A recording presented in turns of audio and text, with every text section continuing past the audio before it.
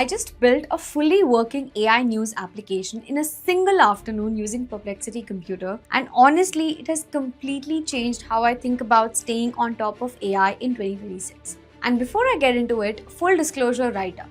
This video is sponsored by Perplexity. But here's the thing, I genuinely use this tool every single day. And what I'm about to walk you through is an actual app I built myself to stop drowning in AI news. Because if you're trying to keep up with AI today by scrolling through your social feeds, refreshing news aggregators, and skimming 5 different newsletters every morning, I have to break it to you.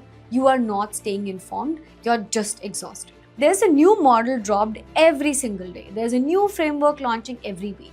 There's a new "this changes everything" thread every 6 hours. And the worst part is the same news means completely different things depending on whether you're a founder, a ML engineer, a PM, or a content creator. But nobody is filtering that out for you. So in this video, I want to break down what Perplexity Computer actually is, why it is completely a different category from the other AI tools that you've already been using, and how you can use it to build real working AI native applications in a single afternoon. I'm going to explain all of this in the most comprehensive and easy to follow way. So here's what we're going to be covering. First, we'll talk about what's Perplexity Computer, why it's not just another chat tool. Second, we'll have a full walkthrough of the application I built on top of it. I call it AI with Ash, no BS briefing, with features like role-based views, category filters, auto refresh, and a content angle generator that I think creators are going to love. And third, exactly how I architected it under the hood. So by the end of this, you'll have a real mental model on how to build your own AI native workflow.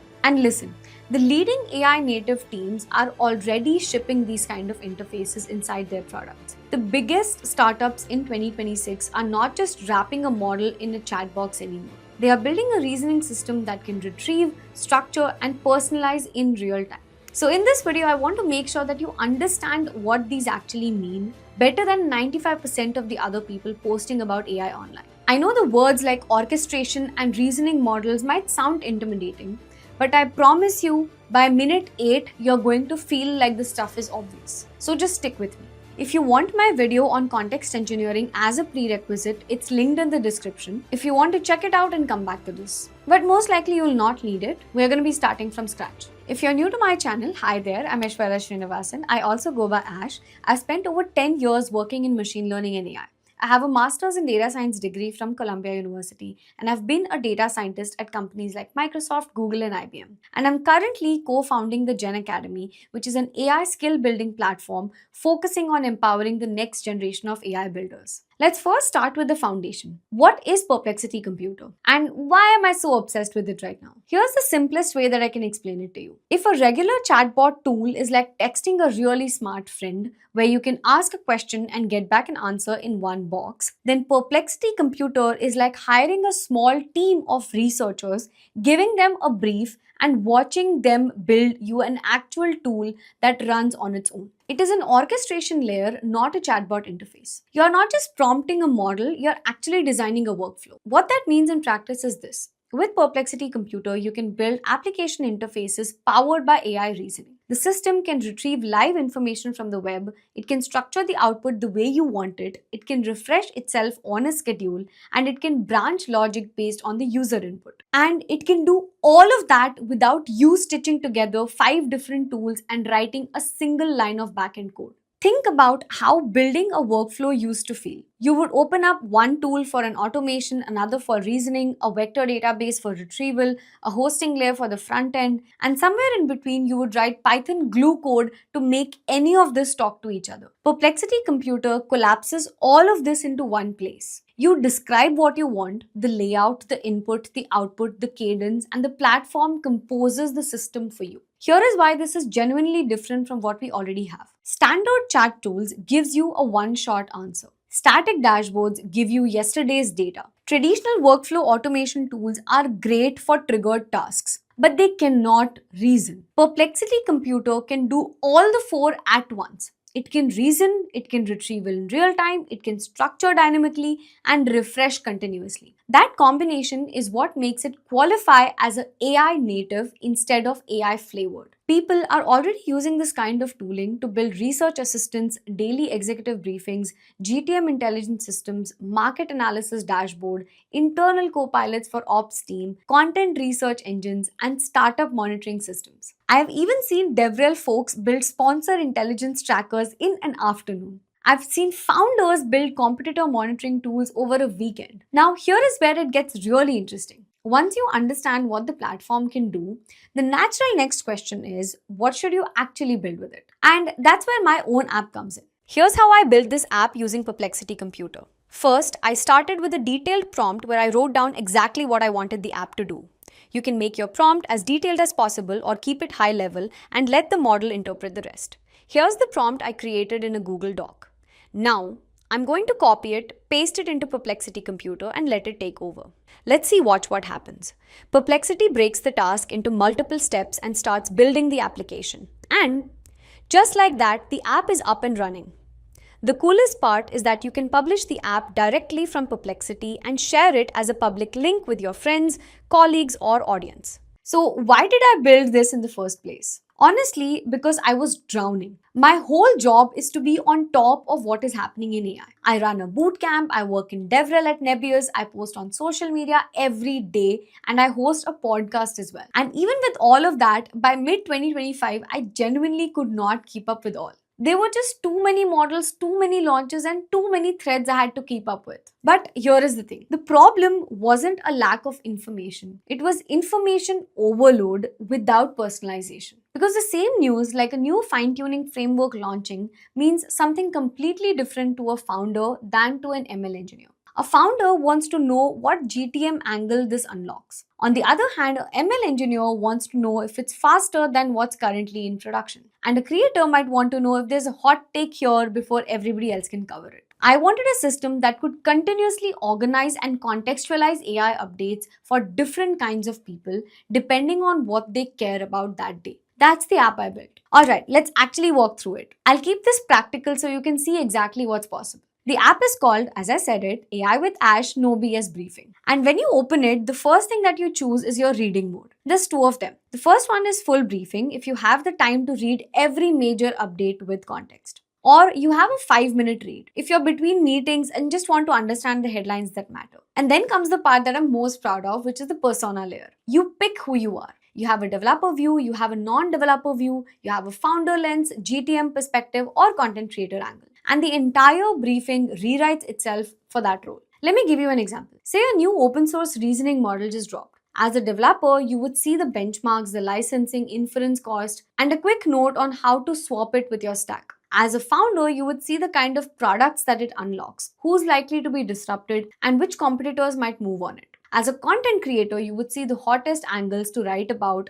what hooks haven't been overused yet, and which adjacent threads are trending. Same news, 3 completely different briefings. That to me is magic. Now, next layer is category filtering. You can scope the briefings to the category you actually care about. Models, developer tools, open source, infrastructure, agent, research, business, or policy. So if you're an ML engineer, you can just mute the business and policy part. If you're a founder, you can mute the deep research papers. You see what's relevant and nothing else. Then there's auto refresh layer. The briefing refreshes itself every 2 hours in the background, so you're never reading stale news. But you can also manually refresh it if something just broke and you want the system to go pull the latest information right now. That continuous data freshness is what makes this an AI native workflow instead of a static newsletter. Now, 2 of my favorite features. There's a section called Explore Updates, which lets you filter across every briefing in history by time, window, and category. Want to see everything that happened in the agent space in the last 7 days? You can do it with one click. Want a month's worth of model releases pulled into one view? That's also done. It basically turns the entire feed into a queryable knowledge base. And finally, the feature I built specifically for creators, DevRel folks, and founders. It's called Content Angle. You pick any story from the briefing and the system generates a post-ready breakdown of the angle,